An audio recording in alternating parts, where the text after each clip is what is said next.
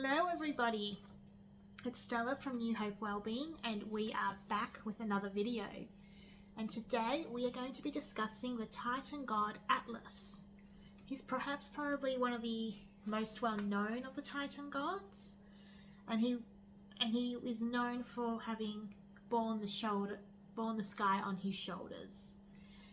He personifies the quality of endurance. So Atlas was a leader of the Titans in their war against Zeus. And after their defeat, he was condemned to carry the heavens upon his shoulders.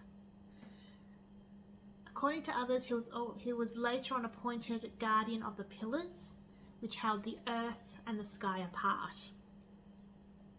Atlas was also the god who instructed mankind in the art of astronomy, a tool which is often used by sailors even to this day in navigation and farmers for measuring the seasons. These roles were often combined, and Atlas became the god who turns the heaven on their axis, causing the stars to revolve. In one of his more well-known myths that he appears in is the one with Hercules, where Hercules encounters Atlas during his quest for the golden apples. Hercules agrees to take the heaven upon his shoulders, while Atlas goes and fetches the apples. The hero Hercules also slew the dragon, which is depicted in a vase painting, and the dragon appears as the Titan's tormentor. And built the two great pillars at the ends of the earth, perhaps to relieve the Titan of his labour. In a later myth, Atlas was transformed into the stony Atlas mountain by Perseus using the Gorgon's head. The Titan was also the constellation Nila. So according to Hesiod, Atlas is the brother of Menawaitis, Prometheus, and Epitheus. His mother was Asia, and he was a son of both Aether and Gaia. Actually, that was one of the interesting things when I was researching Atlas. Is his parents, depending on which mythology you're reading, do change from time to time. Sometimes it was Gaia, sometimes it was Asia, sometimes there was another goddess. Same was his father. So in this case, we'll say his parents were Aether and Gaia. So Atlas also knows the depths of the sea and bears the long columns which keep the earth and the heavens separated. Hesiod only says that he bore heaven with his head and hands. Several modern scholars have engaged in investigating which of the two nations was the original one, and much depends on the meaning of the Homeric expression Amphius Echoeusi. So Amphius Echoeusi. If it means the column which keeps asunder heaven and earth, the columns or the mountains must be conceived as being somewhere in the middle of the earth's surface. But if they mean bear or support all around, then it would be regarded as forming the circumference of the earth, upon which the vault of earth rests apparently. In either case, the meaning of keeping asunder is implied.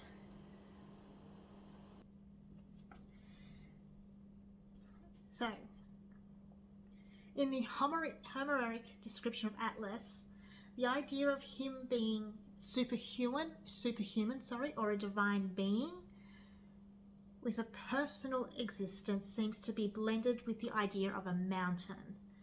The idea of heaven-bearing Atlas is a mere personification of the cosmographic notion, which arose from the views entertained by the ancients respecting the nature of heaven and its relation to the earth. And such personification and this can easily be connected in with other myths, especially with those of the Titans. So later traditions would distort the original idea by putting a more rationalistic interpretation upon it, and make Atlas a man who would metamorphosize into a mountain.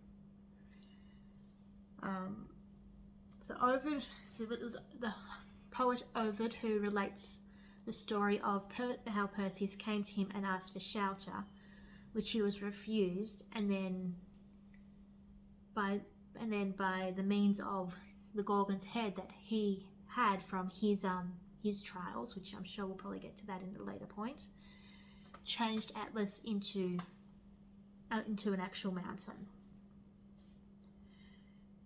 So at first the story of Atlas referred to one mountain only, which was believed to exist on the extreme boundary of the earth.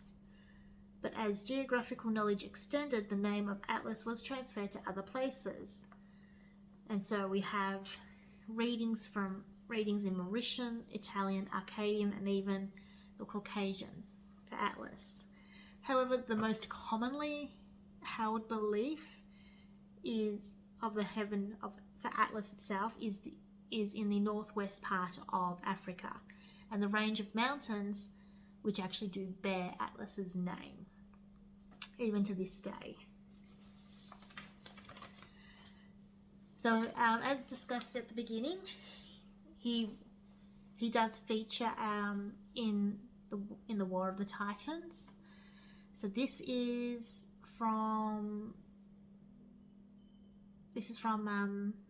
a poem from the 2nd century AD, where it says, "After Hera saw that Epheus, born of a concubine, ruled such a great kingdom, she saw to it that he should be killed while hunting, and encouraged the Titans to drive Zeus from the kingdom and restore it to Kronos.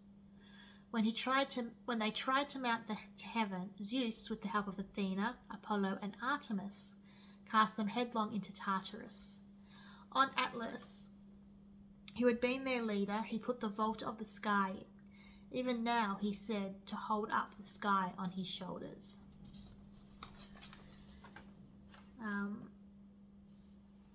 And then we have, obviously, the most well-known one is probably Atlas in the Labors of Hercules. So for this one, it says, "Prometheus advised Hercules not to go after the apples himself, but rather to visit with Atlas of the celestial sphere and dispatch him. So when Hercules reached Atlas he remembered Prometheus' advice and took over the sphere. Atlas picked 3 apples from the garden of the Hesperides, then returned to Hercules. Not wanting to hold up the sphere, he told Hercules that he should carry the apples back to Eurystheus, and that Hercules could hold up the sky in his place. Hercules agreed, but by a trick gave the sphere back to Atlas. On the advice of Prometheus, he asked Atlas to take the sky while he put a cushion on his head. Hearing this, Atlas set the apples down on the ground and relieved Hercules of the sphere. Thus, Hercules picked them up and left. Now,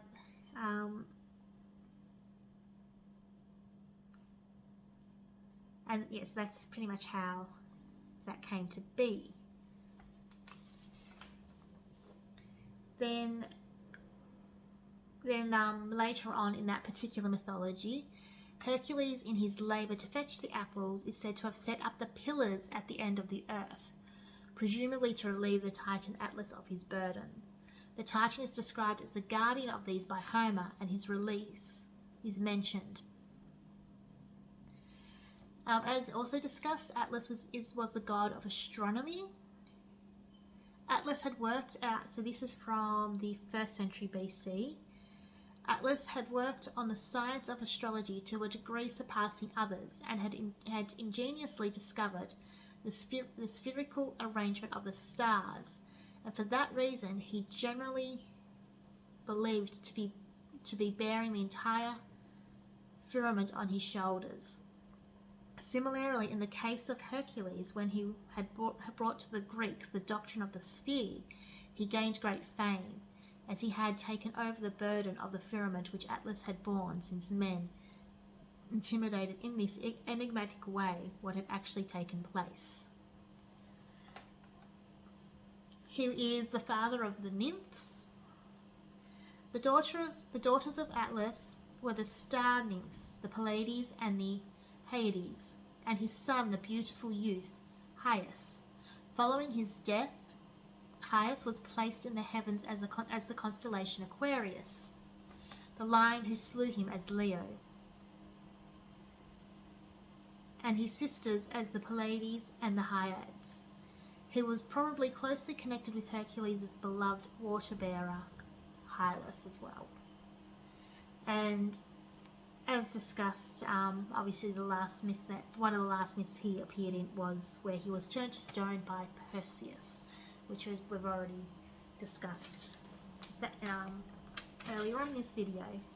So that is just a little bit about Atlas. He does appear in many more other myths, and we probably could talk for hours on the amount of myths that he does appear in. He was sought out for advice from many of the heroes of Greek mythology, and he did offer advice as well. So his story is one of endurance, one of knowledge, and of wisdom. So yes, his mythologies is quite lengthy. I have as far as I can tell, there was no real cult surrounding Atlas, but I will keep looking and let you know if I do find anything. But until then, we will be back next week with another video, and until then, I hope everybody has a great weekend. We'll chat soon. Bye.